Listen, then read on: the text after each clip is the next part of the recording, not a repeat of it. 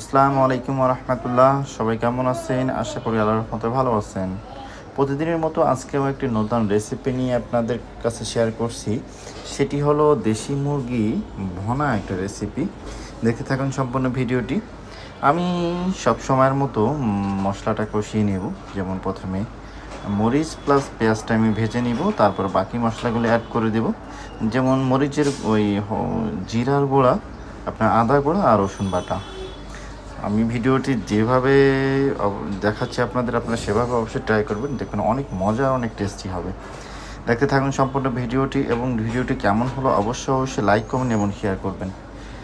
দেখুন আমার আদা বাটা, রসুন বাটা এবং জিরা বাটা দেওয়া শেষ। আমি এখন সুন্দর করে ম্যারিনেট করে নেব এখন সবগুলো মশলা। এখন এটা ভেজে যখন আমার প্রপারলি ভাজা হয়ে যাবে, আমি বাকিটা মশলা পানি অ্যাড করে দেবো। আমার মশলাটা ভাজা প্রায় শেষ, আমি পানি অ্যাড করে দিছি। এবার বাকি যে মশলাগুলো আছে সেগুলো অ্যাড করে দেব। যেমন লবণ অ্যাড করে দিলাম, হলুদ অ্যাড করে দিলাম, আর আপনার হালকা মরিচের গুঁড়ো অ্যাড করে দেব। হ্যাঁ, আমার হলুদের গুঁড়োটা দেওয়া শেষ, মরিচের গুঁড়ো এখন দিয়ে দিলাম। এখন দেখুন আমি বাকি মশলাগুলো সব কিছু দেওয়া হয়ে গেলে আমি সম্পূর্ণভাবে কষিয়ে নেব মশলাটা। আপনাদের সামনে খেয়াল করতে হবে মশলাটা যেমন এমনভাবে কষিয়ে নেবেন যেন মশলাটার গন্ধ যেন না থাকে। আমার মশলাটা প্রায় কষানো শেষ, আমি এখন মাংস দিয়ে দেব। হ্যাঁ, আমি এখন মাংস দিয়ে দিলাম।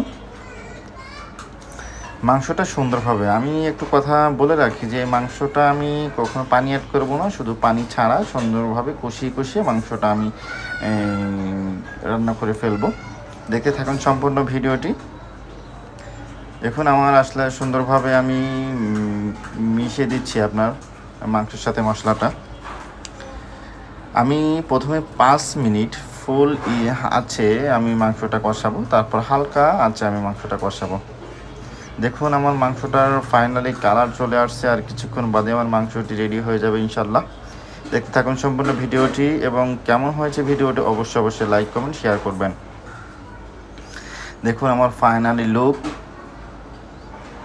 ধন্যবাদ সবাইকে ভিডিওটি দেখার জন্য। আল্লাহ হাফেজ।